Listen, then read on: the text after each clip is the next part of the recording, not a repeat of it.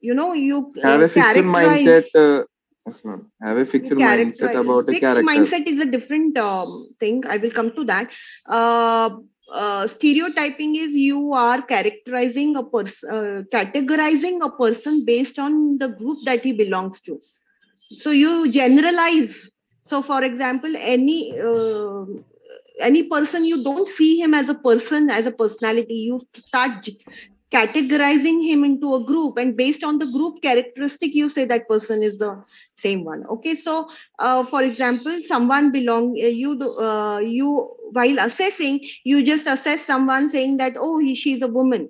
Okay, so that all women, so you generalize all women are like that. Then stereotype, so that is gender role stereotyping, right? uh, right. But stereotyping can take place in various ways. It can also take place where religion, so all people in this particular religion are aggressive, all persons in this particular religion are whatever, yeah. So you are not looking at a person as a person, but rather putting him into a group and trying to generalize the characteristic of the group, right? So that is stereotyping. Okay, so gender role stereotyping is a very common thing that we see. Okay, so even based on religion and other things, you can be biased. Okay, right. So all these different biases can take place while you are interviewing someone, right? And therefore um, you must look at your interview, give people a training on unconscious biases that they might have. Okay, so as an HR, you want to train people and make them aware of the unconscious biases. You should not point it out to them that you are biased, and you no, everyone has that. Because we all are humans, we could be biased, but the first step of not becoming biased is to be aware of those biases. Thus, I could be biased. Okay, so yes, mental fixed mentality or mental fixedness, mental set or mental fixedness is also very important. You could be fixed to a certain kind of image about something. Okay, and you don't want to change your um uh, change your opinion of views, even if you get someone else telling you something else about that, right? So for example, if I have the opinion about a small town, I actually lived in a small town called Igatpuri near Mumbai. Okay, so those days there used to be a lot of people unemployed, so men and young boys used to roam in the street and do a lot of just a minute. There's someone at the door. Uh,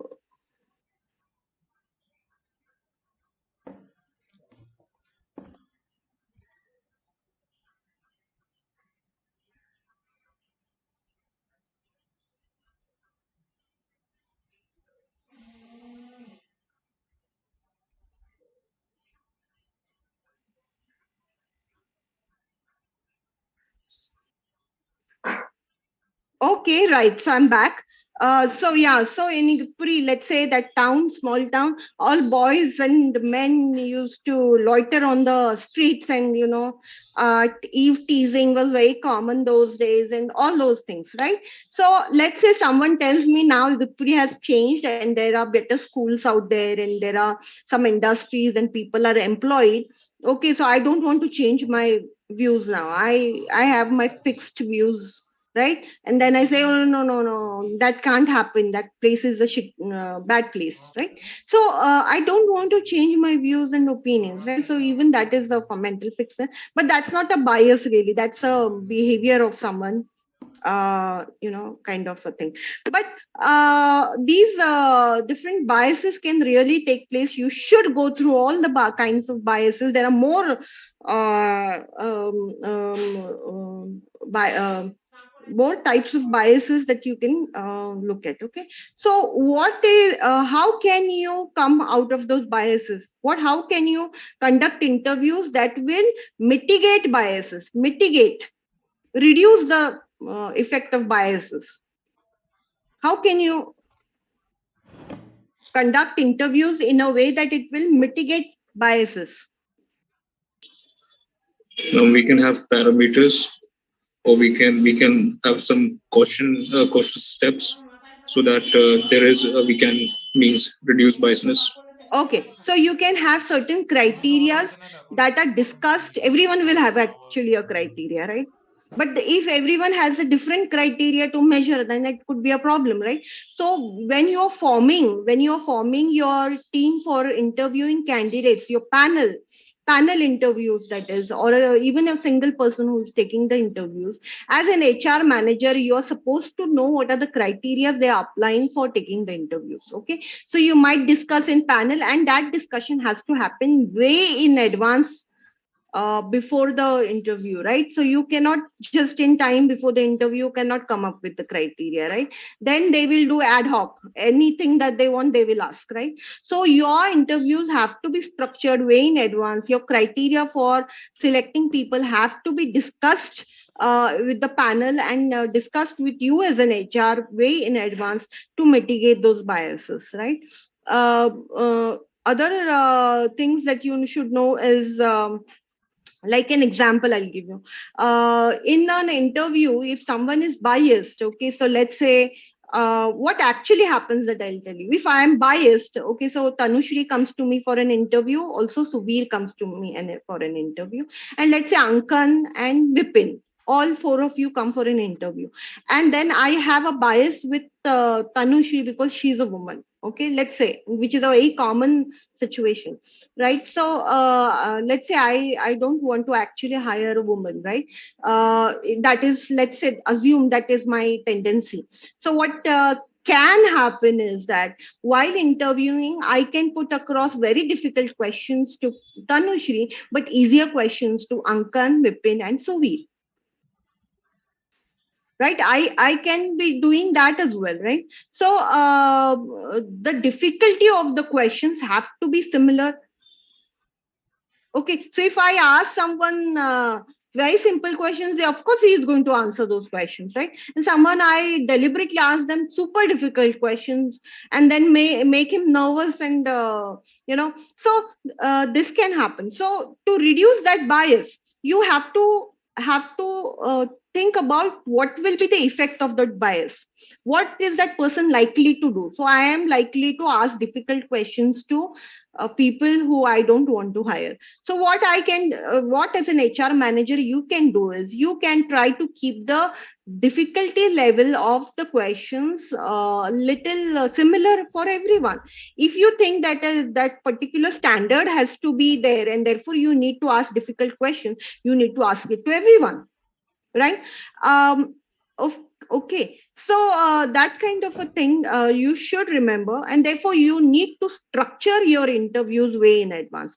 An unstructured interview, it is more reliable, unstructured interview is not reliable, because I will ask Tanushri some different question, and tomorrow someone else will come and he will ask Vipin a different question, right? So today I am free to take interviews, so I'll come, I will ask Tanushri a different question, and based on that simple question I will hire Tanushri. Tomorrow for the same role, another person will come and take the interview, like let's say Suvir comes and takes the interview of Vipin.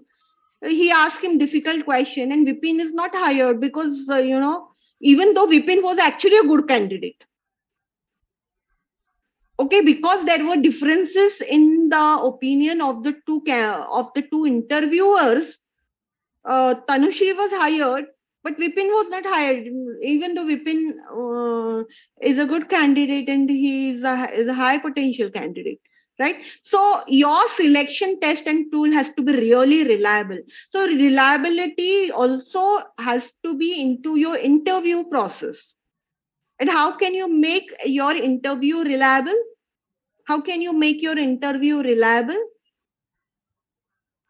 By making it structured.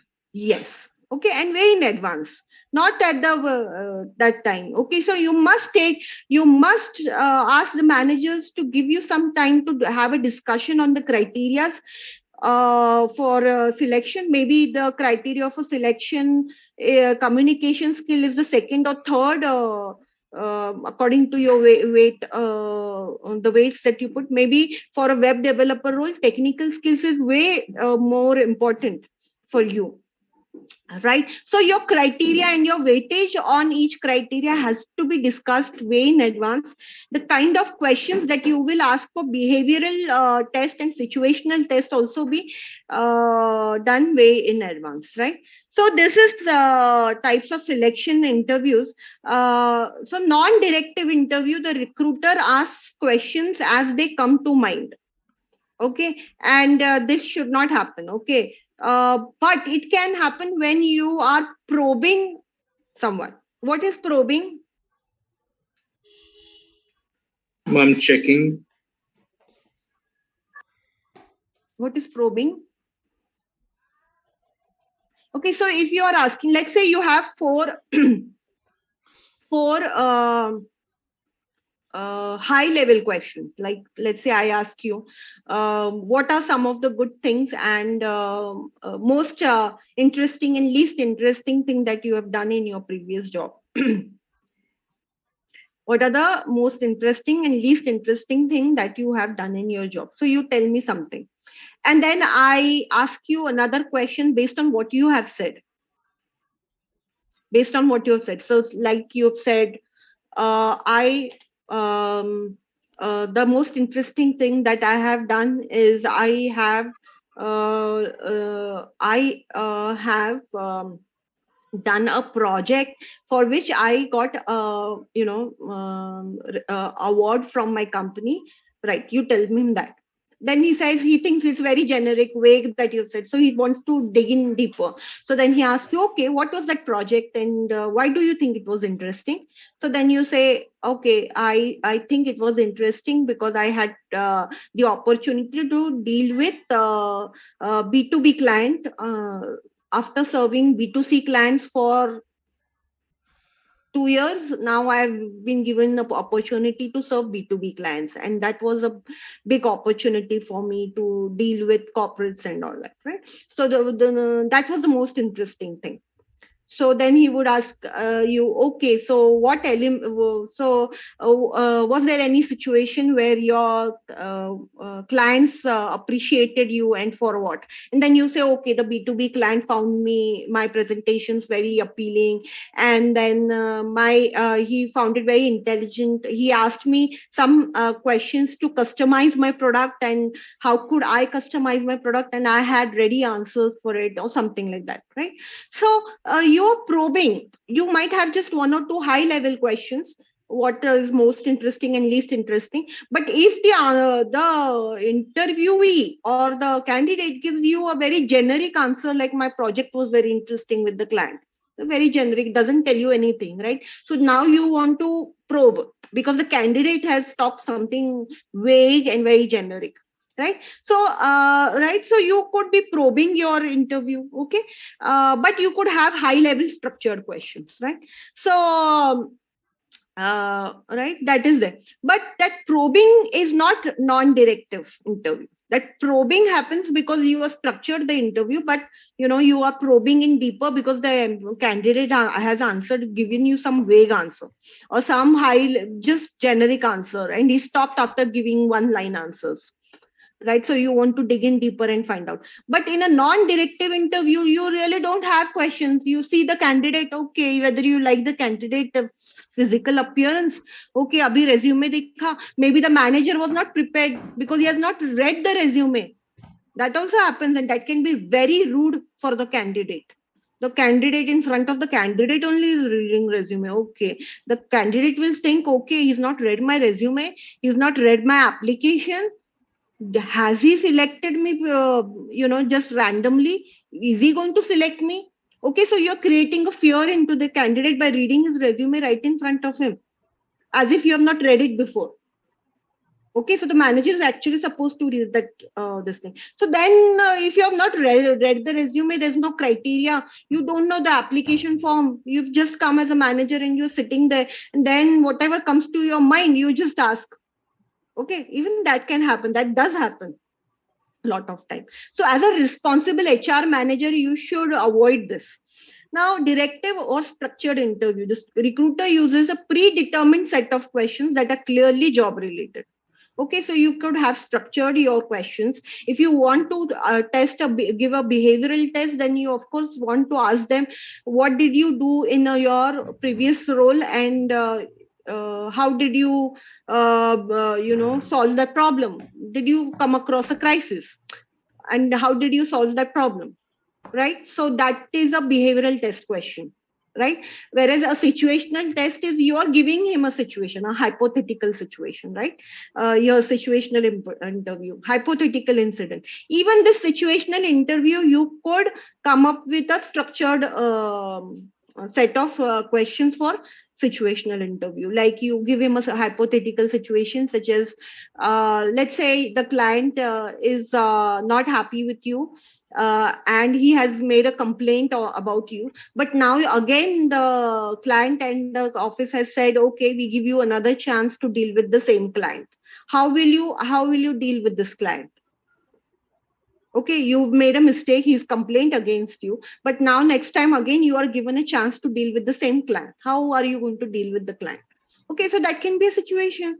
Is the employee able to keep his ego aside and go ahead and still deal with the client in a friendly way, is what you want to assess. Okay, a behavioral interview, your past actual work related incidents you can ask. Okay, you can ask them, let's say, what was the crisis that you faced in your earlier role as a sales manager? Then he might say, okay, I faced a crisis when in rural area I had gone for promotion and they did not understand my language, so I had to pick up someone from the local this thing and learn the language for my next demonstrations. Okay, and I also had to take a translator or something like that. Or in rural areas, people were not people were very superstitious and they did not think positively about the product, so I had to give them rural area, village related examples rather than give them city related examples. Okay, so you could have that kind of a thing. Stress interview, you could there could be many ways of attempts to find how applicants would respond to aggressive, embarrassing, rude and insulting questions. So maybe sometimes if your job, not this will not happen always, they will not look at stress, but if your job contains that way. So for example, you are interviewing waiters, you are interviewing at MACD restaurants, okay, who have to display positive emotions even if they are sad, even if they were in conflict at home, whatever has happened, they still have to display emotions are different emotions. You could feel something else, but in workplace you have to display a positive emotion, right? Like a smile on your face. Yes, ma'am. That is called a display emotion. So display emotion, you have to display a good emotion, right? So if you want to say, then you give them kind of a situation where you're trying to be a little rude with them, or see how they behave, right? Panel interview, of course, 4 interviews together pose a question. Panel interview, right? Sometimes this panel interview can be a messy thing, right? I have witnessed a panel interview a few months back, and it was such a messy thing. They had not structured it properly. There were 6 people asking me questions. Can you believe there were 6 people? So if person 1 is asking me a question, I have to completely answer that before person number 5 asks me a question. The person number 5 has to wait for his round, right? That person 1, whatever she has asked, I have to complete that statement. Before that, only person 5 has asked me a question, right? And they were a little rude also. I I passed that stress test. No, that was not a problem. But sometimes it is not structured that way. It is just that all 6 of them have come to the panel interview without being prepared, and one person is not listening to what questions were asked by the person 1. Person 5 is not listening. He's not into a listening mode of what person 1 and 2 have asked. I just go on blabbering. Okay, so better you structure your panel in such a way to respect the candidate. Wherever there is unnecessarily, don't give stress to candidates. Take a stress interview only where it calls for. I mean, the job requirement is such for a stress interview.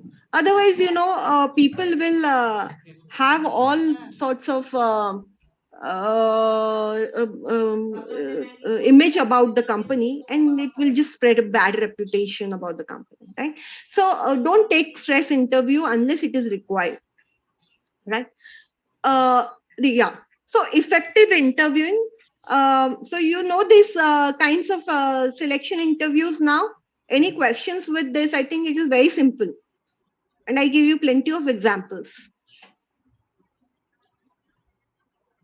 Has everyone paid attention to this? Yes, yeah.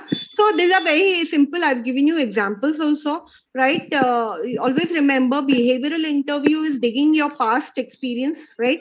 So asking a situation wherein how you behaved in that situation, and in situational interview, ask for a hypothetical situation. You give a hypothetical situation to a candidate and ask them how would they behave in that situation. Okay, so that is the difference. Ma'am, if the candidate is a fresher, so then obviously he won't be having experience. Then we can give him hypothetical questions, and then also yes, and in fact even behavioral test, because you're supposed to have your internship. You're supposed to do activities in your college. You're supposed to do projects. So they can ask you related to project, what was your experience? What was your experience, your internship? Have you all done your internship? Yes, ma'am, summer internship. You did for how many months? Ma'am, 2 months. 2 or 3 months. And did you go to actual companies and do your internship? No, ma'am, work from home. But you did it for companies, right? Yes, ma'am. Okay. So, yes. So, right. So they could ask you about your internship. So even freshers. Yes, ma'am. Ma'am, you said about behavioral tests. So, ma'am, is there a structured test for it, or we will have to make a test? Behavioral test is you can have a structured test, but I feel behavioral test is something that you will design depending upon the role. So you would not get a behavioral test outside, like ready-made test. You should make a test of your own by discussing with everyone in the panel, right? Either a panel or either the hiring manager, whoever is, and you must see what kind of experience or what kind of things the candidate will have to actually do on the job. And based on that, you ask a question.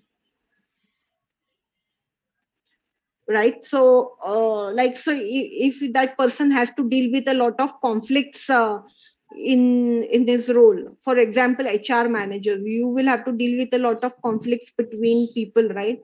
You're supposed to understand conflict management. So you could be given a situation where a group of employees are actually not having a great experience with the manager, and then how you deal with it, right? So what advice do you give to the employees, and what advice do you give to the manager, and how can you resolve that issue? How can you go for a counseling of all those employees and all those things, right? Right. Okay, so conducting an effective interview.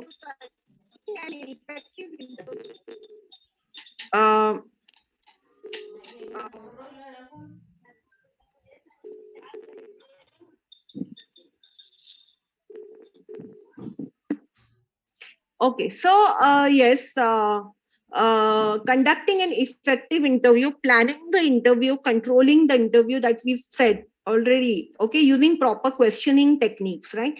Questions that you should not ask, you should avoid is yes or no questions, right? So you always remember, whenever I ask you for an agreement or ask you a question and then you say yes, then I never stick to that. I always ask you to explain, because yes or no question doesn't tell you anything. What is there in the mind of the student or the candidate, whoever it is, right? So yes or no questions are something that you should avoid, right? Obvious questions, like you're asking, and in the resume it's written that you've done just internship uh, internship in a let's say the name of the company is State Bank of India. Okay, and you're asking a question to the candidate, have you worked in the banking sector? He'd say yes, it's mentioned in my resume. Okay, so don't ask such obvious question, you're wasting time, right? And these obvious questions are not going to give you uh, any information that is Yes, helpful. It is not helpful. Okay, even questions the that candidate will think, ma'am, that the HR has not read the resume. yes, the HR has not read the resume. Okay, so questions that rarely produce a true answer. So for example, you could ask a person you ask a person, did you like your professors in the college? Who's going to say, no, I didn't like this question, professor, that question, professor, I didn't like that professor. Okay, so obviously people are not going to give that true answer, and remember, never say negative about your previous employer. Try to put it in a way that is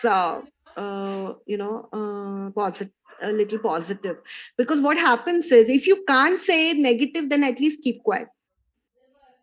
Can't say positive, then at least stay quiet, right? Because then you are seen as bragging your not bragging is positive. Then you could be a person who would do the same with the next employer also. So if you are going to any interview as a candidate, as an HR or anybody, be very careful about saying negative remarks about your employer, unless it is a real issue and they've asked you, why did you leave in 6 months? Though maybe if there is an issue with your managers exchanging often or something different, which is not, and don't say it very negatively also.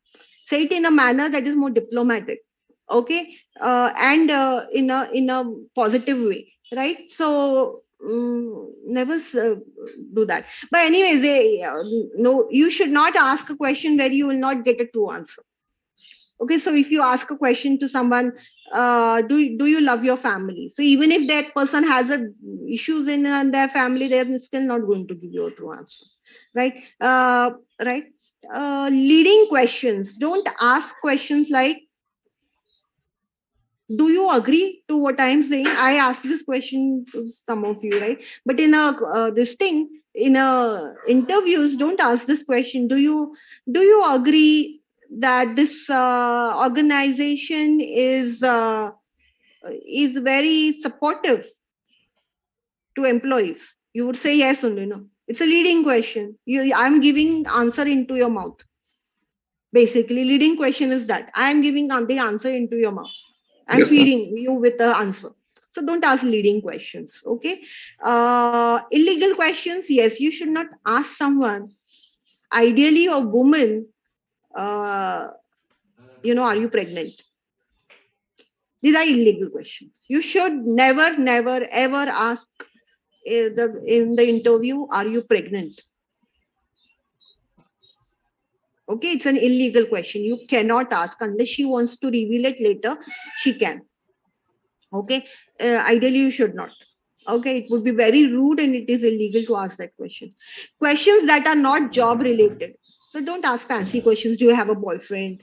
Right? Don't ask these. These are not fancy questions. You should not be asking these questions, which are not job related. Did you see the mall while coming on the way? I mean, you may not have seen the mall. You were into the whole you were thinking about what to answer in the interview, what will be about the company. You may not have seen things around you, so that doesn't check your alertness. This is a wrong question to ask how alert you are on the way. You may not be alert because you were still thinking of the organization that you want to join. So, that is not related, and that doesn't give you enough good information for assessing the employee, right? So all these kinds of questions you should avoid asking. Are you understanding? Yes, ma'am. Yes, ma'am. Others, so always remember what you should not do also. Okay. Yeah. So do not ask women, are they pregnant? Do not ask them very intriguing family related questions. You could ask, okay, how are, if your job requires you to stay back 1 or 2 hours, and you say that you're married and you have children, how are you going to manage it? Maybe you can ask this question, and they may say how I'm going to manage and things like that. But who's there in your family? That question is fine. But do you other questions that I just said before, ask those questions, right? So be careful of what you're asking. Okay. So when applying for a job, reference check, that is your reference, always people will give references of people who can talk positive about them. Okay. So, right. So be very careful. Even if you get those references, they cannot be always a good source of information about the candidate. So if you are too much relying on a reference check, so I gave reference of my friend who's working in my company only, I give a reference of my friend who's all that, right? So equally important are concerns over legality of asking questions, right? So okay. Okay, so employees' right to privacy also respect that, right? Don't ask questions and things like that. Physical examination, if it is required for, then only you take physical examination in the test.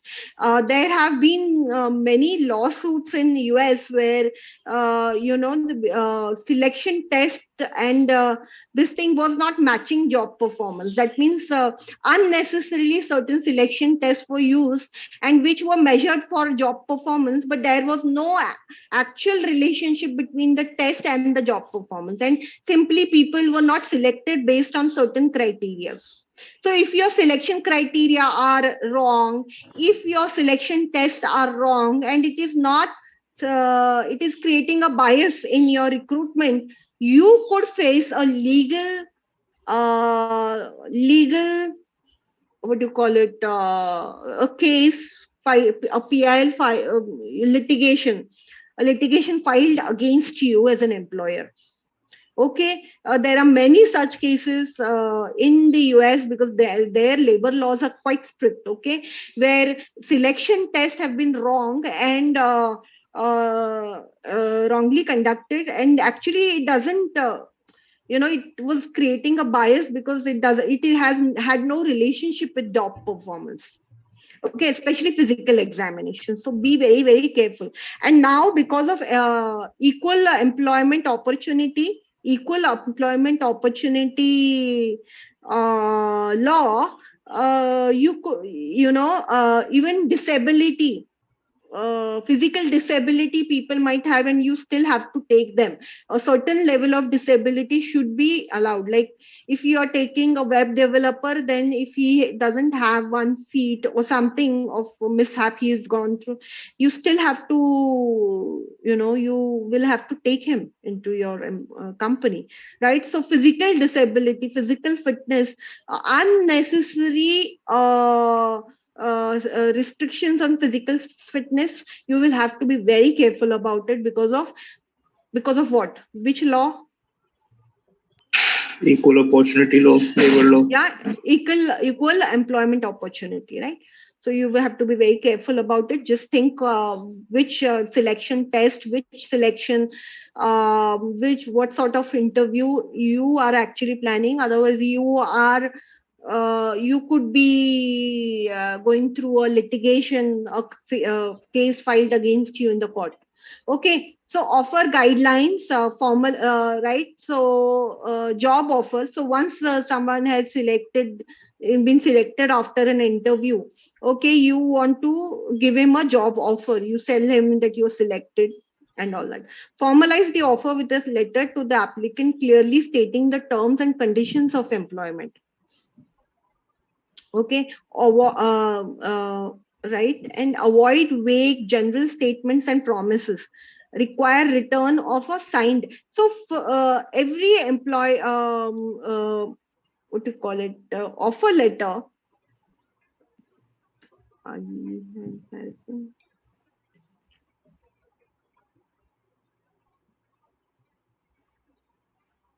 Oh.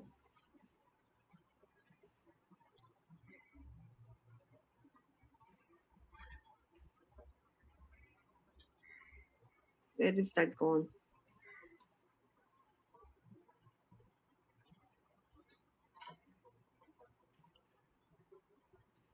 Oh yeah, I have it here.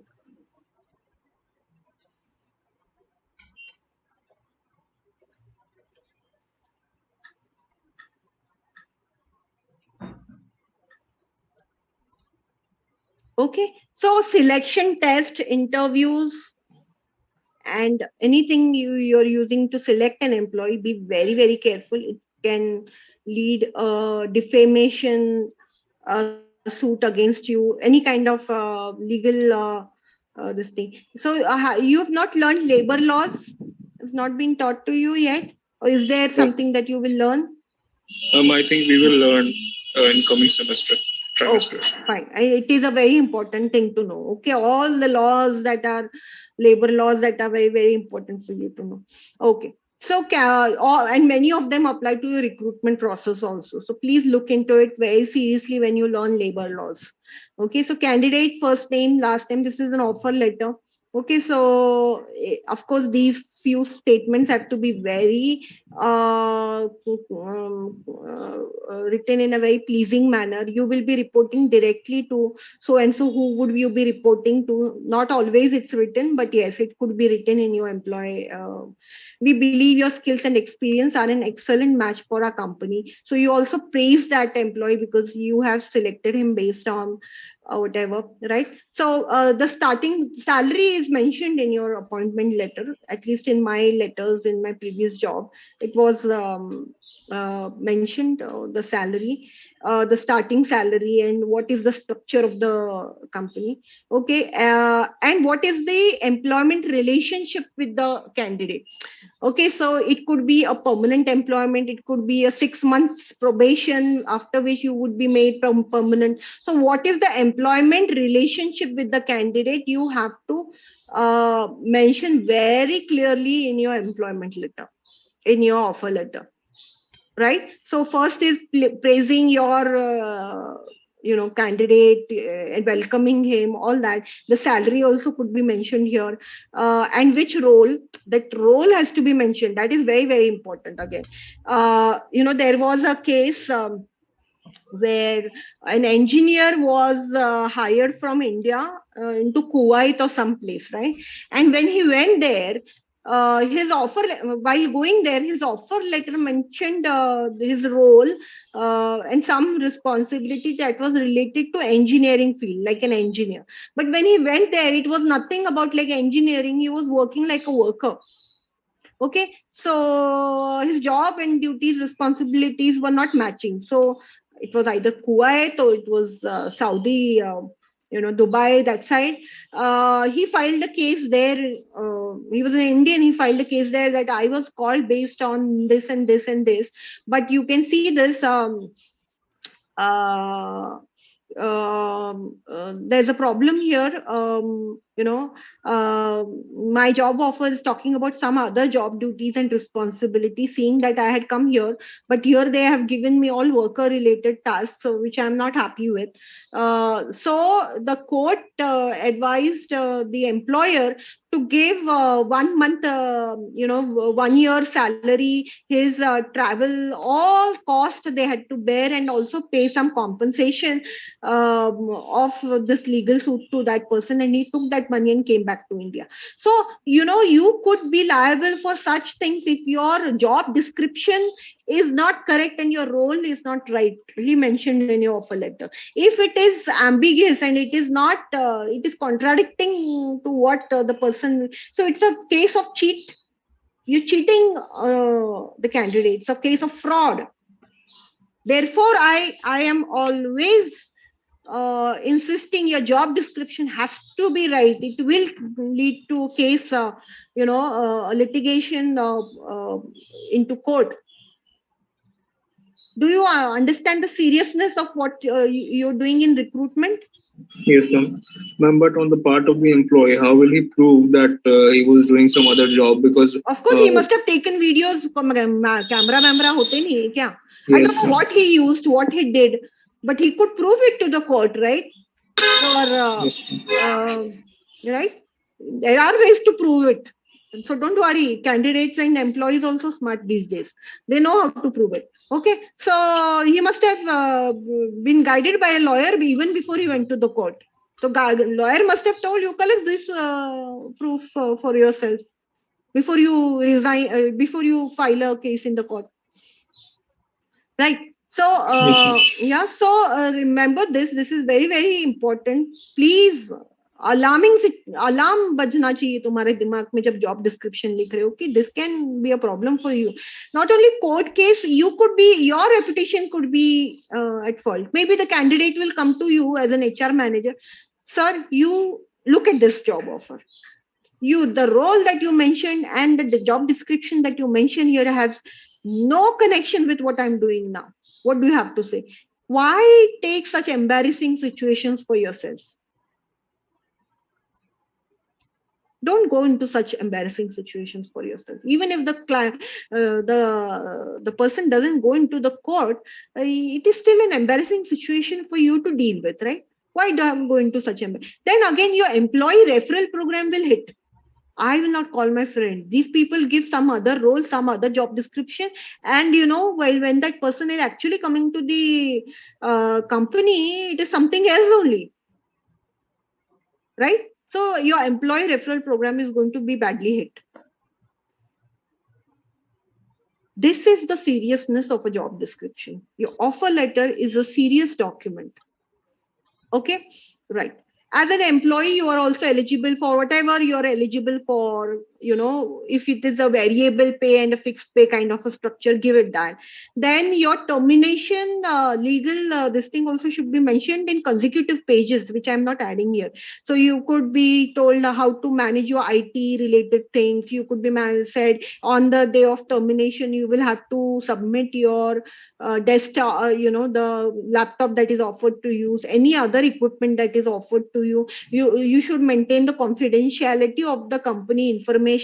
You should not digitally give company information outside your company in the internet.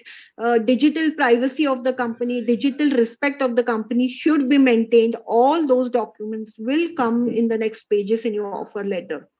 Offer letter सिर्फ offer letter नहीं होता है, उसके साथ consecutive 2-3 pages होते हैं.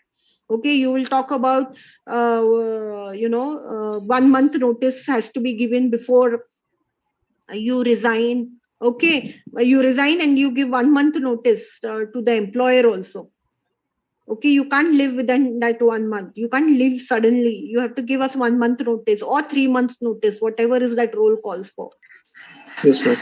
Okay, and the legal things have to be mentioned there. Okay, and especially company information and company information confidentiality has to be taken from the, especially when you are working in an IT company, in a bank, in a finance related sector.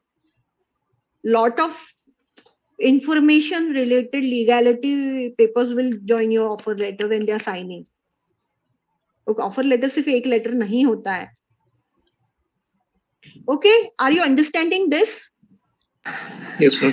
Yeah. So some offer letters in the next pages in that legality, it will be said you can't carry a pen drive into the company. You cannot copy company data into any other medium. You cannot send emails from your,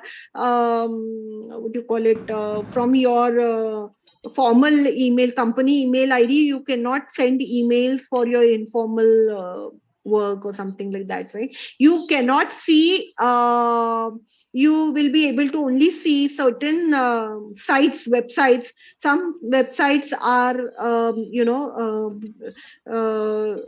not available, or even if they are available, you cannot go and watch them. Bad things that this generation goes and watches at home, you can't be watching it in the office. That is what you mention in your, not the offer letter main page, but subsequent pages. Okay, so offer letter is a legal document which can be contested in court. Okay, it can be contested, it can be debated in court, and therefore your offer letter has to be very clear, true to what it says, and all legal documents can come, business conduct, code of conduct, and all those things can come there if your company wants to attach that as well. Okay, so be very careful. That's what I'm trying to say. Recruitment is, as a practice, is a serious practice. It should not be taken very lightly. Okay, so offer letter I've just shown you. Yeah, know your candidate. Okay, so before giving your offer letter, take time to know your candidate and understand him, and make him understand about your policies related to compensation. Okay, policies related to compensation like bonuses, benefits, company perks, any of that. You should have a meeting. You schedule a proper formal meeting with your candidate who's been selected, and you are about to give offer letter. So even before offer letter, ideally should have a discussion. I have had all discussions with all my HR managers in my previous jobs before the offer letter. They have discussed it with me. Okay, so you should also go ahead. This is a good practice. Maybe because I have worked with a multinational company and thereafter, in academic universities. But yeah, so that's a good practice. Verbal offer, yes, that's what I mean to say. You need to give a verbal offer to your candidate. Speak to him, listen to them. Right, that's a very important thing that you should do. Verbal offer. Start with the good news. We're extremely read this out, someone.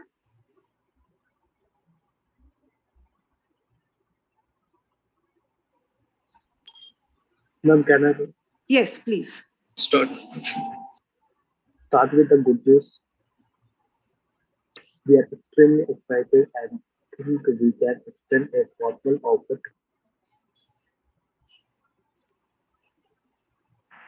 I want to double check that the following terms that will be included in your offer letter work for you.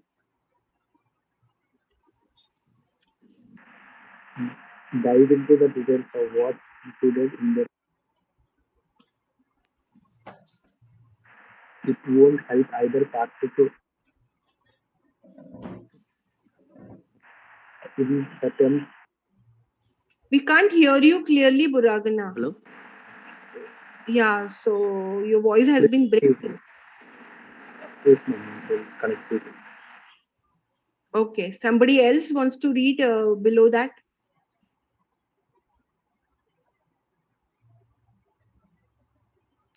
Yes, ma'am. We are start with the good news. We are extremely excited and think we can extend a formal offer to you soon. I want to double check that the following terms that will be included in your offer letter work for you.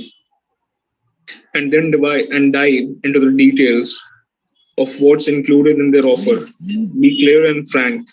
It won't help either party to elaborate or sugarcoat the terms preemptively. This is what we have so far: job title, salary, benefits and commissions, benefits, specific concerns.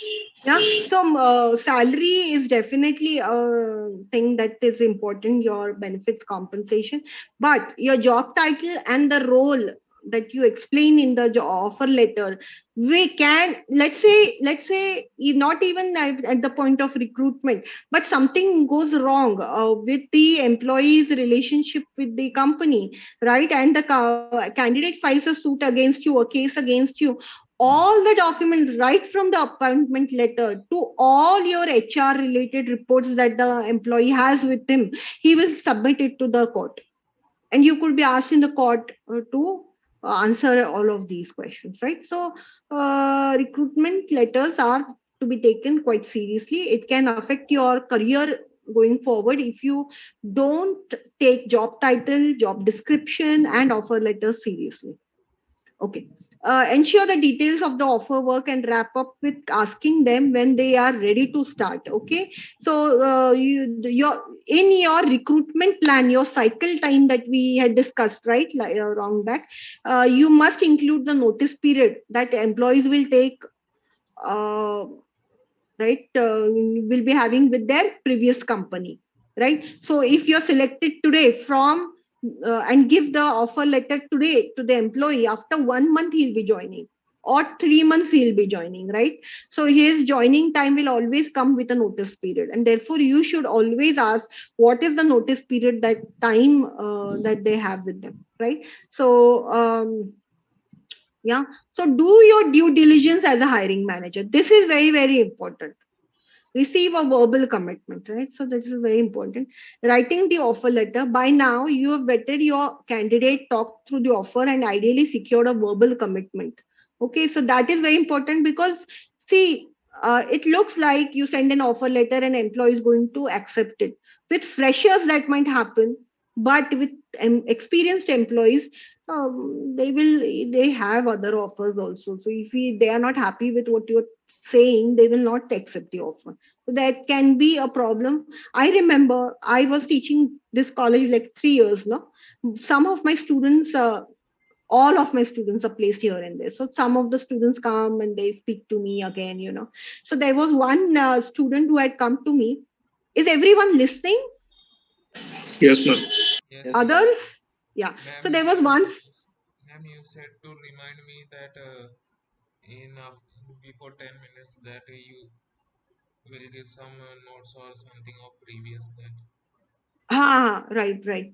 I'll do that once. Little few steps I'll finish, and then I will do that. Even if you've gone offline, I will sit back and send you something. Okay. So right. Thank you for that, Ankan. Okay. So writing the offer. What was I saying? Yeah, that experience of my student. Okay, so he had joined a company. It was a manufacturing company, and it was a family owned business, right, that he had joined, and he had such a big problem. The employees would come to him, they would interview many candidates, and some of the candidates would ask for 30% rise, right, from the existing company. And when they would say 30% rise is accepted, so my students company, they would say 30% rise is accepted. This person would actually reject that offer, the candidate, because he would then negotiate with his existing company. See, I'm getting a 30% rise somewhere else. If you give me some rise here, I will stick to this company. And they would have these problems.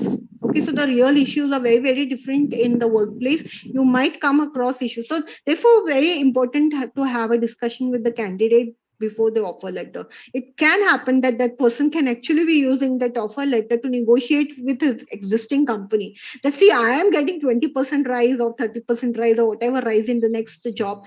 If you give me this rise, I'll stick back. I'll take back my resignation letter. So that's, I will not resign. So that can also happen. So it's always nice to connect with your candidates to actually, and you will be able to assess, okay, join karega ki nahi karega. Okay, so even that's a nice thing. So both ways, you're welcoming the candidate, you're taking care that what a candidate really wants. You will not be able to anyways give him extra salary than what your company is allowing you to. There's a range in which you can allow. the salary, right? It's already mentioned in your requisition form and your HR planning, HR meeting, already decided. But then, of course, you still need to show that you are negotiating. You need to welcome the employee. You need to have a good conversation, right? A good candidate experience. Candidate should feel, yes, the HR is the touch point for the company, right? So yes, the company is sensible, the company is polite, the company is respectful of the employees, and I feel like joining. So candidate experience is very, very important, right? So if, let's say, the employees are filling up a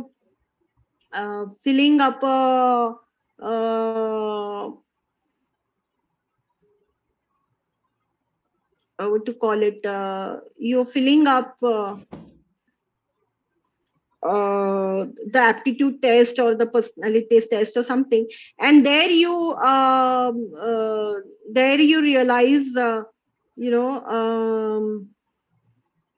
what to call it, you realize there uh, the candidates are having problems, right? They have to repeatedly attempt the test to get something. So you could have several errors and problems in your selection process. So try to make it very good candidate experience. The candidate experience has to be fine because it is your key result area, right?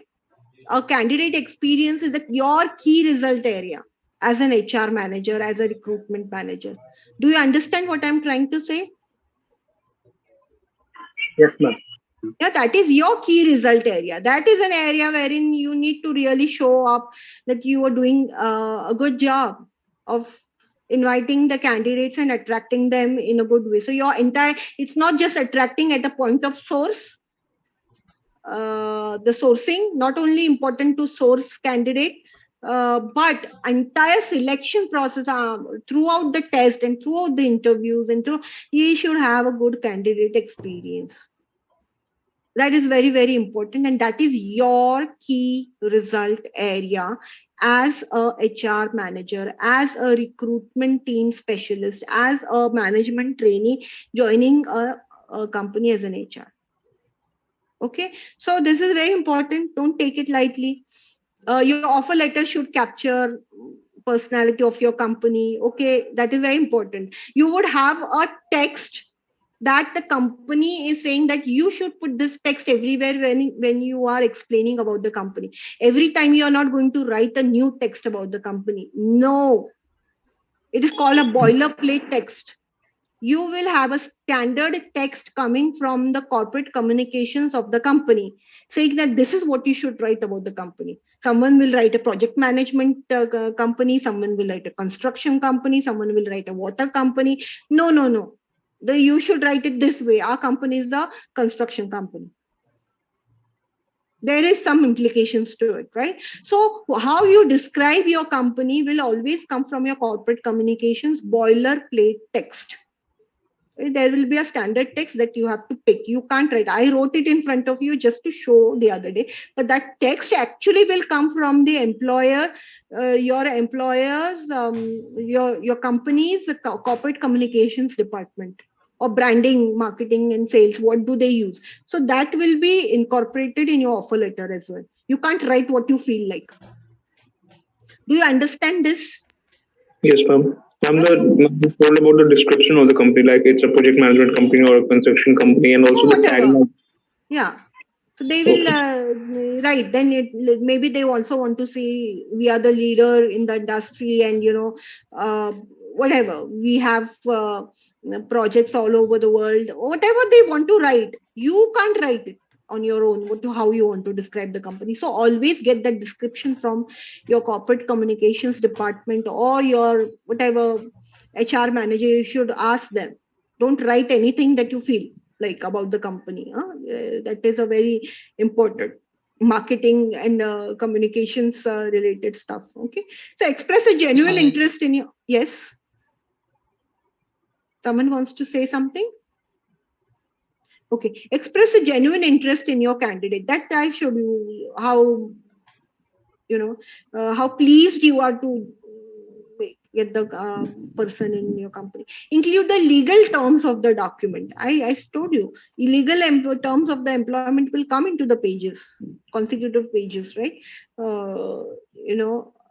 How many days leave they have, what kind of code of conduct is expected, what do you do with the information confidentiality. You can't let out company information outside, it's mentioned in the code. So if the company, let's say it's not you are filing the suit against, the candidate is not filing a suit against you, you are sometime later, if the employee does a fraud with the company, a big fraud with the company, if you have to file a case against that candidate, you will have to give you the appointment letter. And in the appointment letter, if there are legal formalities mentioned, information confidentiality, and you have found him breaching that confidentiality, breach of confidentiality, you will have to put a note in your legal offer letter, next pages, consecutive pages और 2-3 जो pages कि breach of confidentiality पे क्या होगा.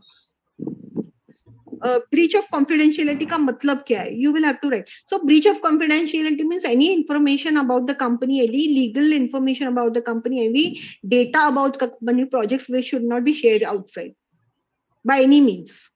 And if someone does that fraud, you can catch them, and terminate that person. And if that termination letter that you give to that employee goes to the court, he can sue you, saying that, this particular breach of confidentiality was mentioned, but I did not breach it that way, but I did something else. So you should be clear with your offer letter, appointment letter, because it is something that goes into the court if in case there's a legal case. Do you understand this? Yes, ma'am. Yeah. So be very careful in your work. Okay, it's a legal matter. Offer letter templates, full-time employee, full-time consultant, internship. Each of these different roles will have a different template. Offer letter templates. For internship, it will be a different things. You don't mention so many terms and conditions for them, but yes, some terms and conditions will still be there. Breach of confidentiality is definitely a term that you will include in the subsequent pages in the offer letter. Okay, a lot of companies do that. Okay. Ma'am, what was NDA? Right. I am sorry, but I am also not aware of this. Let me find out and let you know. What do they really mean by NDA? Short forms. Okay. Right. Let's create some offer letters. I think